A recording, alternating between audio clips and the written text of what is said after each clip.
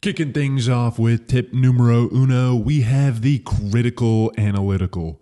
Railgunner's primary ability, the XQR Smart Round System, is an automatic rifle that fires homing projectiles for 100% damage.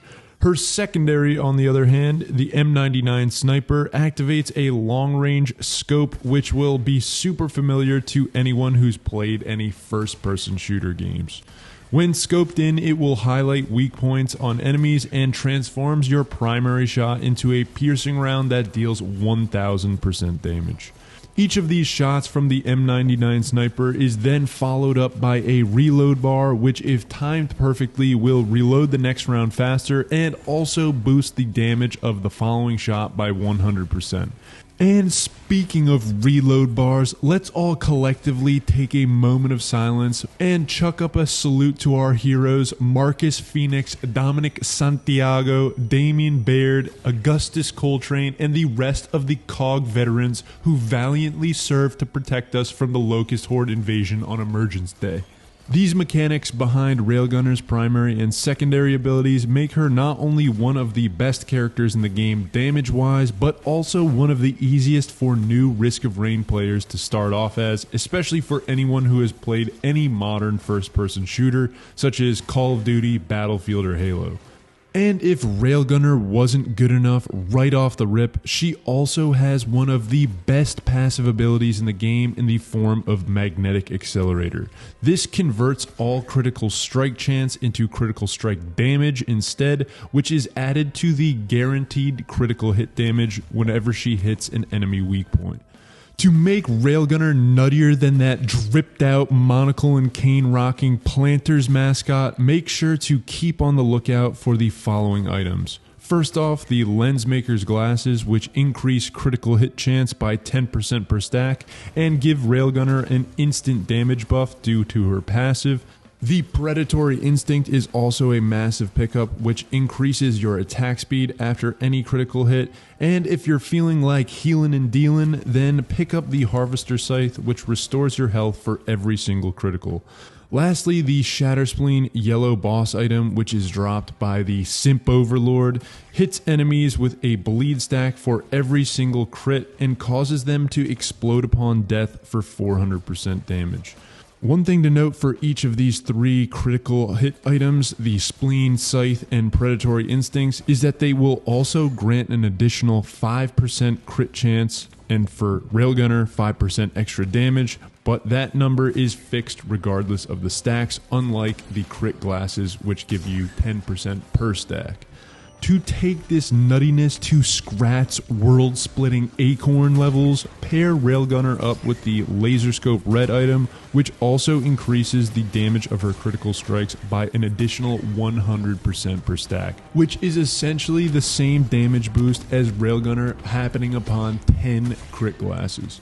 For tip numero dos, we've got the Concussion Rushin.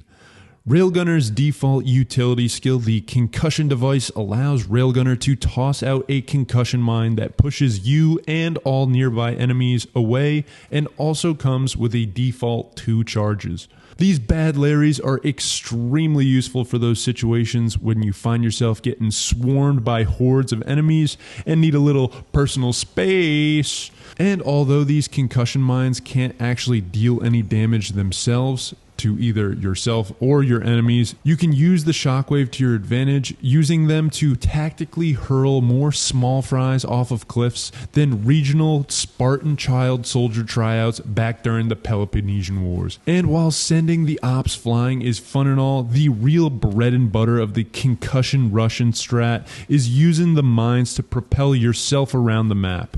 It may take a little bit of practice, but by getting crafty, you can use these shockwaves to launch yourself in pretty much any direction and take Railgunner's mobility to the next level. The most important thing here is combining the propulsion of the mine with both sprinting and jumping to maximize your trajectory and get more bouncy than a kangaroo rocking some moon shoes. One last thing to note is that there is a slight delay between placing the mine and when it actually detonates, so becoming accustomed to this and timing your jump, sprint, and distance from the mine accordingly is the key to using it to its utmost mobility potential. One more thing to know is that you can also override this delay by throwing out another mine in order to instantly detonate it, which can be used to your advantage to do this sort of double mine jump here. Lastly, keep in mind that although the mine's explosions themselves don't actually deal any friendly fire damage, if you do launch yourself high enough, you will most definitely be susceptible to fall damage. For tip numero tres, we've got the Jetpack Joyride. We already touched upon the damage potential of the XQR Smart Rounds, Railgunner's default primary, during the first tip, but in addition to this damage output, they also provide a small amount of recoil, which increases in magnitude every time you pick up items that increase attack speed. Although this recoil can be a bit of an annoyance in the particular situation where you've got yourself a bungus and it immediately deactivates the bungus's healing radius since it counts as movement and you need to be staying still, this recoil can actually be used much more to your advantage and is well worth this niche downside. That's because you can use it to your advantage to slow your descent by firing it downwards during a fall to minimize and even completely negate fall damage entirely if you have enough attack speed. In addition to using this tech to stop Railgunner from shattering her femur after taking swan dives off of tall cliffs, you can also use this recoil to propel yourself further while airborne after using the Concussion Rushin. The coolest thing about this though is with enough attack speed, you can start burst firing on and off and use those smart rounds as a makeshift Mandalorian jetpack to hover and fly around at your will. To elevate your Jetpack Joyride tech to the 2013 heyday of mobile game popularity, make sure to combine the recoil movement of the smart rounds with the massive recoil of the supercharge or cryo shot special, which will send you hurtling backwards and can be used to fall cancel or launch yourself like a man missile in whatever direction you please. Tip numero cuatro is the Piercing Brosnan. Both of Railgunner's special skills, the Supercharge and the Cryocharge, have Railgunner, guess what? Charge up her railgun and allow her to fire a massively powerful one-off special round from her sniper rifle. These special juiced up rounds are subject to all of the critical hit and reload bonuses mentioned before and can deal some crazy amounts of damage. In the case of the default supercharge, the sniper round pierces through enemies, deals 4,000% damage with an additional 150% critical zone bonus, but in exchange for one of the highest single damage attacks in the game, all of Railgunner's weapons overheat and need to cool down for 5 seconds before they can be used again, leaving her completely vulnerable. Since this ability comes with such a major drawback, you definitely do want to make sure you make the most of your piercing shots by hitting multiple enemies and also making sure that you have a pretty solid escape route planned. To make things easier for yourself and line up more enemies in your crosshairs than a big team free-for-all on Nuketown, make sure to pick up the Chronobobble green item, which slows enemies down by 60% every time you shoot them. But by far and away, the best item for this job is the Primordial Cube equipment, which creates a black hole sucking all nearby enemies into one concentrated spot, allowing you to take out more helpless alien younglings than an angry young adult snubbed by the council for the role of Jedi Master with a penchant for hating sand. To go ahead and delete even the tankiest of enemies with just a single shot and juice this ability to the max, make sure to pair it up with the Crowbar White item, which deals an additional 75% damage per stack to enemies above 90% health, as well as the Runald and Kajaro's bands, which synergize perfectly with this high single hit damage. These boost its damage output by 250% total damage and 300% total damage, respectively, and recharge every 10 seconds. And wrapping things up with tip numero 5, we have the Ice of You to Come By. While Railgunner's supercharge ability undoubtedly can dish out some truly Mr. Incredible levels of damage, if you are looking for a true reliable guy who'll have your back and come in clutch whether you are taking on the big baddie supervillain with a big ol' S on his chest or inadvertently find yourself in a jewelry store rocking a shiesty, then Cryocharge is your guy. The Cryocharge functions almost identically to the Supercharge shot, with the two major differences being it does half the damage at 2000% as opposed to 4000% and freezes enemies instead of freezing all of your weapons from firing for 5 seconds. And while the fact that it doesn't deactivate your other weapons is a huge benefit in and of itself, the biggest advantage by far to the cryo shot is that any frozen enemy is completely immobilized in place and is also instantly executed if beneath 30% health. What's truly cracked though is that this freezing effect even works on the final boss, Schmithos himself. So make sure to use this ability during phases 1 and 3 of his fight once he is at 1/3 of his health to instantly finish him off and send this bozo to the Frozone. Once again, pairing this technique up with the crowbar and the bands is a certified wombo combo that will have this fight over before Mithrix can say, "Honey, where is my super suit?" Now time for a little bonus. Welcome to Railgunner's Item Emporium. What I'm going to do here is just rapid fire go through some of the best items on Railgunner that synergize particularly well with her abilities and moveset.